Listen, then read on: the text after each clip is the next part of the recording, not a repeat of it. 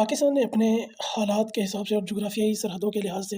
بڑے ہی نامناسب حالات کا سامنا کیا ہے۔ کبھی ہم نے اے پی ایس جیسا اندھوناک واقعہ دیکھا جس میں 150 سے زائد معصوم بچوں کو شہید کر دیا گیا۔ پھر ہم نے بہت سے ایسے واقعات دیکھے دل دہلا دینے والے، جس میں ہمارے بہت سے پیارے بہن بھائیوں کو ان دہشت گردی کے حملوں کا سامنا کرنا پڑا۔ لیکن خیبر پختونخوا ایک واحد صوبہ ہے جہاں پر پچھلے ایک سال میں 550 دہشت گردی کے اٹیکس ہوئے ہیں، چھوٹے اور بڑے،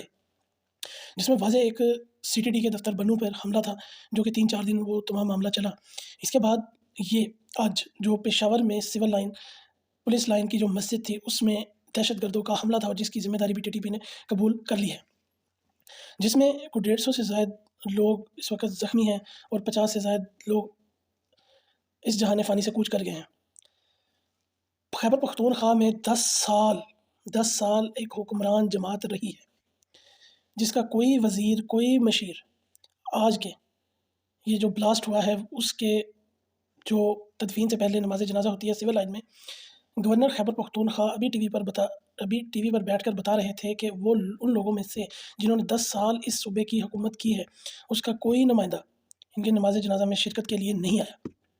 اور ان کا جو نام نہاد سربراہ ہے وہ بیٹھا ہے اپنے گھر پر اور 50 بندوں کے حصار میں بیٹھا ہے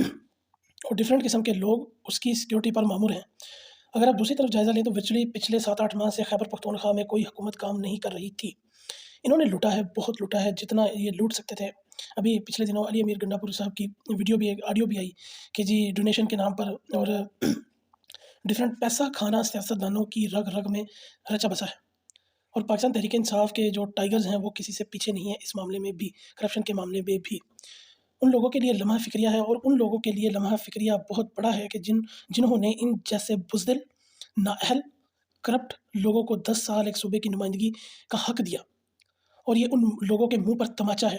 جو بیٹھے ابھی تک اس نام نہاد سیاسی جماعت کے گن گاتے ہیں، اور ان لوگوں کے منہ پر تماچا ہے جو لوگ یہ کہتے ہیں کہ خیبر پختونخوا میں معصوم عوام جو کہ اندھی ہو کر ایک نام نہاد ٹولے کے پیچھے لگی ہوئی ہے۔ ایک آپ دیکھیں تو پچھلے 7-8 ماہ میں کبھی وہ کسی دھرنے میں شرکت کے لیے آ رہے ہیں، کبھی کسی لانگ مارچ میں شرکت کے لیے آ رہے ہیں، تو جو فرض بنتا ہے، جو حق بنتا ہے وہ یہ تھا کہ جو لیڈر ہے جس نے اس صوبے کی 10 سال کمان کی ہے، یا اس 10 سالوں میں اس نے اربوں روپے اس صوبے کی عوام کے ٹیکس کا پیسہ لوٹا ہے، وہ اس مشکل وقت جو چل رہا ہے، جو گھڑی اس وقت جو گھڑی ہے مشکل وقت کی، اس میں ان لوگوں کے ساتھ شانہ بشانہ کھڑا ہوتا۔ لیکن ان کے خاندان اور ان کی پارٹی میں رواج نہیں جنازوں میں شرکت کرنے کے حوالے سے۔ آج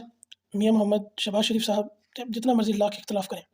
جنرل سید عاصم منیر صاحب جن کی ٹرولنگ کرنے میں پاکستان تحریک انصاف کے کی بورڈ وارئرز ہمہ وقت ہمہ تن جہد گوش رہتے ہیں، مطلب کہ ہمہ وقت تیار رہتے ہیں، اور ہر وقت ان کو تانا تشنا سے کام لیتے ہیں کہ جی یہ ہے وہ حافظ صاحب، یہ ہے، مطلب کہ جو بھی آپ معاملات کہیں،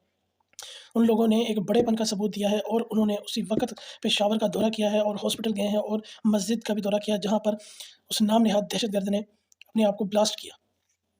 یہ ہے لیڈرشپ کوالٹی۔ یہ لیڈرشپ کوالٹی نہیں ہے کہ لوٹنے کے لیے آپ صوبے کی آپ کو حکمرانی مل جائے اور جب برا وقت آئے صوبے کے غیور عوام پر تو آپ منہ چھپاتے پھریں اور اپنے پٹیوں کا سہارا لیتے پھریں، نام نہاد پٹیوں کا، اور 7 ماہ سے ایک پٹی نہیں اتر رہی ان کی، اور نہ جانے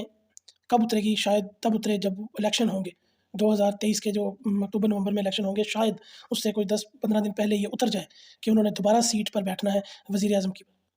تو ان لوگوں کے لیے شرم کا مقام ہے اور ڈوب مرنے کا مقام ہے جنہوں نے 10 سال اور 4 سال وفاق میں اور 10 سال